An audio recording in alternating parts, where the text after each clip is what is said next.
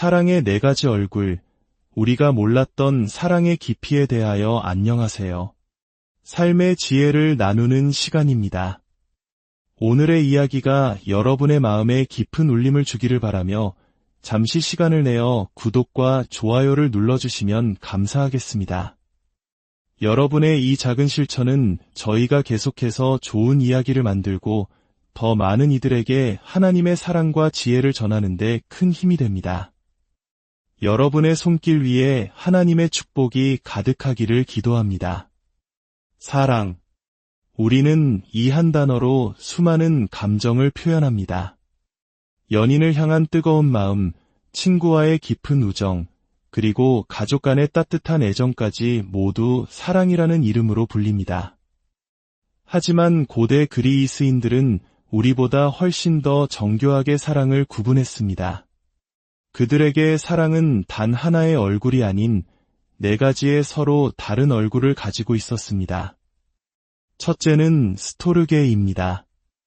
이는 주로 가족 관계에서 볼 수 있는 자연스러운 애정을 의미합니다. 둘째는 필리아로 마음이 맞는 친구들 사이의 깊은 우정을 말합니다.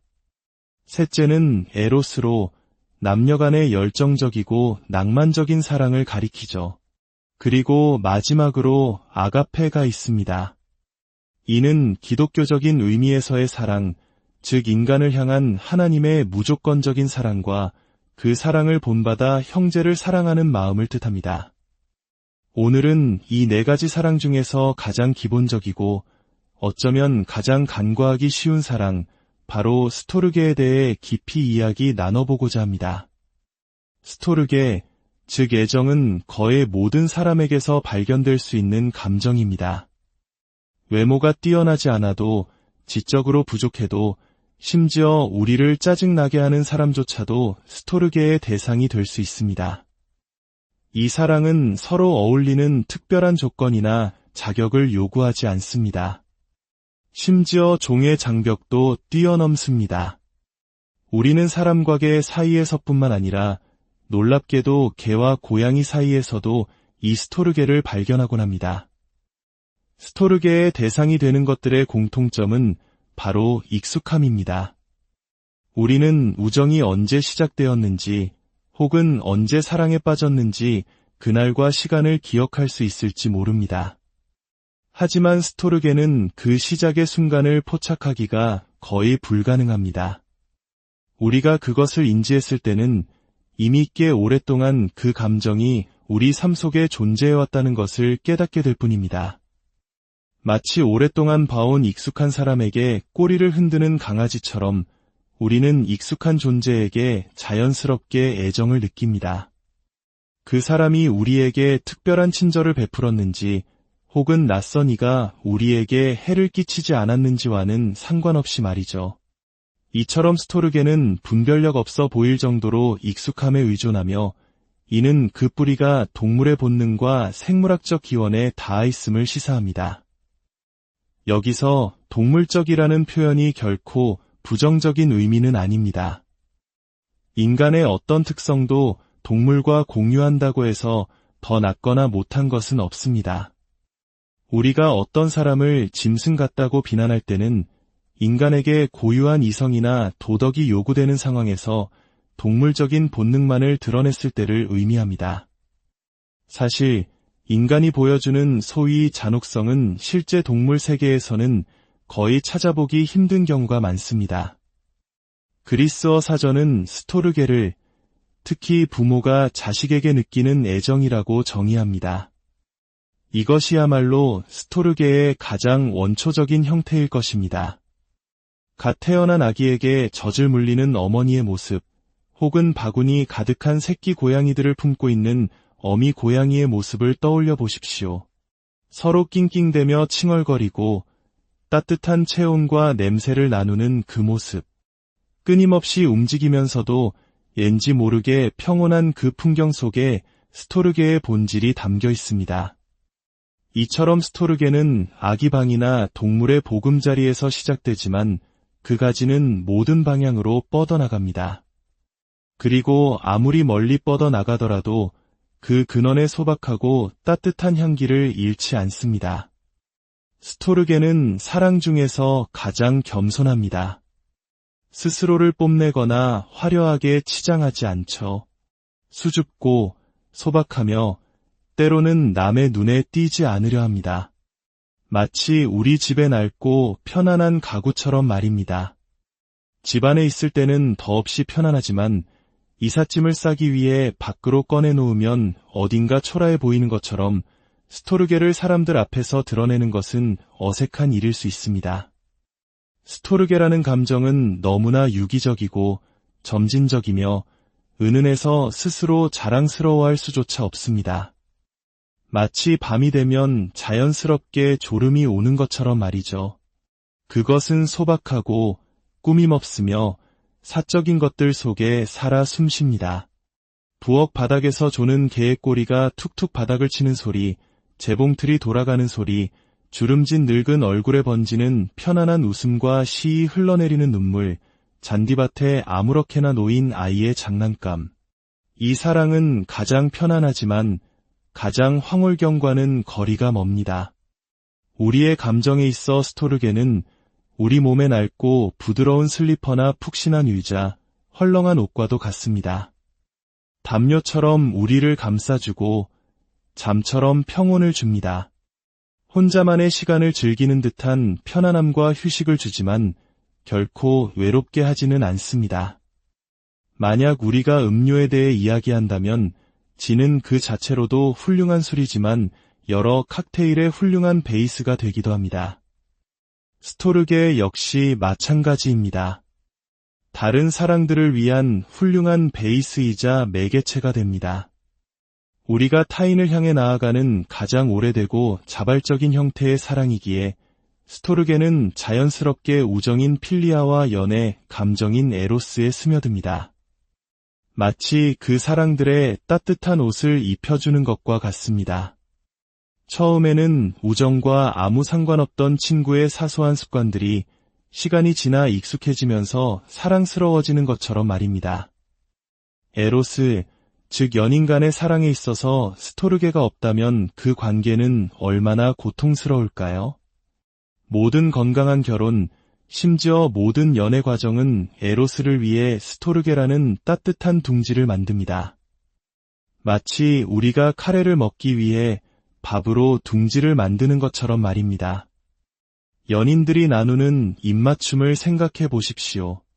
우리는 아이에게도 입을 맞추고 사랑하는 연인에게도 입을 맞춥니다. 하지만 연인들의 키스가 언제나 열정적인 것만은 아닙니다. 스토르게의 방식은 오직 하나, 따뜻한 애정의 표현뿐이지만 에로스는 스토르게의 방식으로도 그리고 자신만의 열정적인 방식으로도 입을 맞춥니다. 때로는 세상을 다 가진 듯한 열정을, 때로는 조용한 애정을, 그리고 그 사이의 수많은 감정을 표현하는 것이죠. 또한 연인들이나 부모들이 종종 아기 말을 사용하는 것도 스토르게와 에로스가 공유하는 재미있는 표현 방식입니다. 비록 많은 현대인들에게는 조금 어색하게 들릴 수 있지만요. 지금까지 스토르게를 편안함과 마음의 평화, 삶의 윤활유 같은 것으로 이야기했지만 이 사랑은 훨씬 더 높은 가치를 지니고 있습니다. 그것은 사랑스럽지 않은 존재를 사랑하는 아가페의 능력에 가까이 다가갑니다. 스토르게는 분명 매력 없는 존재를 사랑합니다. 물론 아가페와는 방식이 조금 다릅니다. 예를 들어 한 어머니가 사랑스럽지 않은 아들을 사랑하는 것은 본성이 그녀에게 그렇게 하도록 강요하기 때문이고 그를 돌봄으로써 자기 자신의 필요를 충족시키기 때문입니다. 스토르게는 아가페 그 자체는 아니지만 그 행동을 모방합니다. 그리고 앞서 보았듯이 사람들을 스토르게의 대상으로 만드는 것은 익숙함입니다. 우리 삶의 여러 우연한 상황들이 그들을 우리에게 익숙한 존재로 만들었습니다. 우리는 그들을 선택하지 않았습니다. 그들 중에는 우리가 결코 친구로 선택하지 않았을 사람도 도저히 사랑에 빠질 수 없었을 것 같은 이성도 포함될 수 있습니다. 익숙함은 우리에게 가장 낯선 형태의 인간성을 먼저 견디고 그 다음에는 즐기는 법을 가르쳐줍니다. 마치 처음에는 싫어했던 음식을 습관처럼 먹다 보면 좋아하게 되는 것처럼 말입니다. 연인이나 친구들은 종종 자신들이 서로를 위해 태어났다고 느끼지만 스토르게의 영광은 바로 전혀 그렇지 않은, 심지어 우스꽝스러울 정도로 어울리지 않는 사람들을 하나로 묶는 데 있습니다. 우리가 직접 사귄 지인들은 당연히 우리 취향에 맞는 사람들입니다. 하지만 스토르게의 대상은 그냥 우연히 한 지붕 아래 살거나 매일 얼굴을 마주치는 사람들입니다. 이렇게 매력 없던 사람들을 사랑하게 되면서 우리는 종종 중요하고 겸허한 발견을 하게 됩니다. 그들 안에서 위대한 유머나 지혜, 심지어 선함까지 발견하는 것이죠. 우리 입맛에 맞는 특정 종류의 선함이 아니라 그냥 선함 그 자체를 말입니다. 만약 단순한 익숙함이 애정을 낳지 않았다면 우리는 그 선함을 결코 알아차리지 못했을 것입니다. 우리는 우리의 취향이 얼마나 편협한지, 우리 입맛에 맞게 차려지지 않은 선함에 대해서는 얼마나 무관심했는지를 배우게 됩니다. 스토르게를 통해 부드러워진 우리는 마침내 선함 그 자체를 사랑하는 단계에 거의 이르게 됩니다. 바로 이 지점에서 우리는 경계해야 합니다. 지금까지의 이야기만 들어보면 스토르게와 아가페의 유사성은 놀라울 정도입니다. 스토르게는 교만하지 않고 오래 참고 친절하며 사랑스럽지 않은 자를 사랑합니다. 또한 본질적으로 사랑스러운 것, 즉 선함을 사랑합니다. 우리는 이 둘을 동일시하고 싶은 유혹을 받을 수 있습니다. 제가 스토르게라고 부른 것이 사실은 특별하고 자연적인 사랑이 아니라 사랑 그 자체, 즉 세상의 정당한 주권자인 선함이라고 말하고 싶을지 모릅니다. 하지만 어떤 그리스도인도 이러한 가정적 애정에 대한 우상 숭배를 받아들일 수는 없습니다. 우리는 그리스도를 위해 아내와 어머니, 그리고 자기 자신의 목숨까지도 미워해야 한다는 성경 말씀을 알고 있습니다. 우리는 모든 자연적인 충동이 그 자체로는 아무리 순수하더라도 하나님과 우리 사이에 서서 우상이 될 수 있다는 것을 배웁니다. 그러나 제가 지금 강조하고 싶은 것은 그런 신학적인 측면만은 아닙니다. 기독교적인 가르침 없이도 우리는 스토르게의 어두운 면을 목격할 수 있습니다.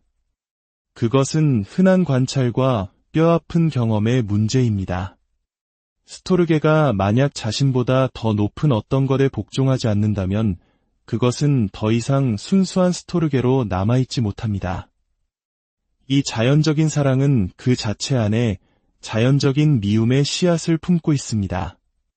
그 모든 특징은 양면성을 지니고 있습니다. 거의 모든 사람이 스토르게의 사랑을 받을 수 있다고 말했죠. 네, 그리고 우리 대부분은 그것을 당연하게 기대합니다. 어떤 아버지는 아들이 자신을 사랑하지 않는 것에 충격을 받습니다. 아들이 아버지를 사랑하지 않는 것은 부자연스러운 일이야. 그는 스토르게가 마치 자연이 우리 안에 심어놓은 당연히 주어지는 사랑이라고 가정합니다. 우리는 그것을 얻기 위해 아무것도 할 필요가 없다고 생각합니다. 이처럼 스토르게는 종종 권리로 간주됩니다. 사랑받을 만한 행동을 전혀 하지 않은 사람이 사랑받기를 갈망하고 사랑받지 못할 때 실망할 뿐만 아니라 충격과 분노를 느낍니다. 이런 상황이 한번 발생하면 계속해서 악화됩니다. 이미 사랑스럽지 않은 사람이 사랑받을 권리를 계속 주장하면 그의 상처받은 감정은 우리 안에 죄책감을 만듭니다. 피할 수도 의지의 노력으로 멈출 수도 없는 잘못에 대한 죄책감 말입니다. 제가 아는 한 어머니는 사춘기 딸의 애정 부족에 대해 끊임없이 불평했습니다. 내가 쟤를 위해 얼마나 애쓰는데, 내 모든 삶을 바치고 있는데 그녀의 말은 어떤 의미에서는 사실이었습니다. 그녀는 딸을 위해 열심히 일했고 자신을 희생했으며 항상 선물을 주고 즐거운 일을 마련해 주려 애썼습니다.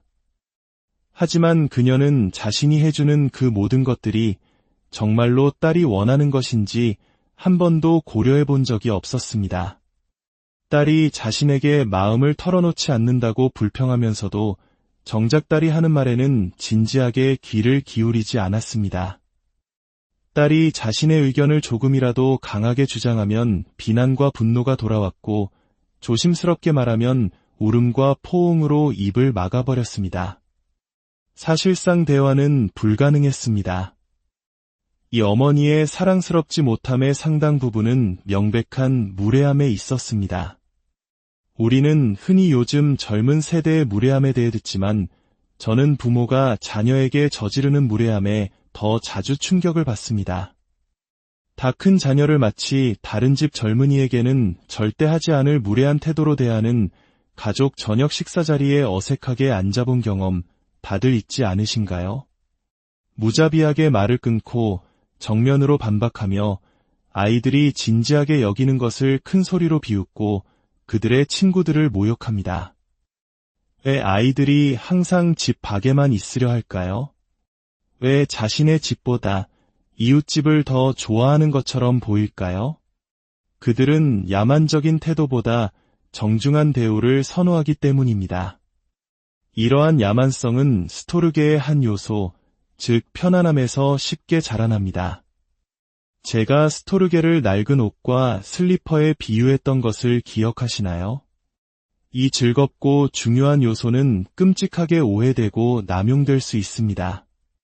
집에서 낡은 옷을 입는 것은 좋지만 냄새가 날 때까지 같은 속옷을 입는 것은 다른 문제입니다.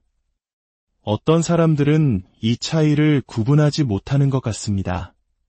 집이 격식을 차릴 필요가 없는 곳이라고 해서 아무런 예의도 필요 없는 곳이라고 생각하는 것이죠.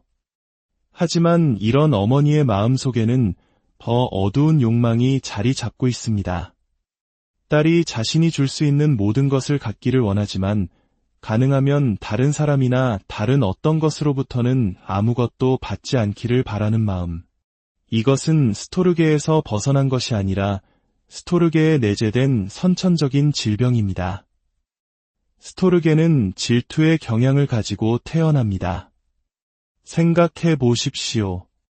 아기나 어린 동물이 매력적인 이유는 전적으로 어미에게 의존하기 때문입니다.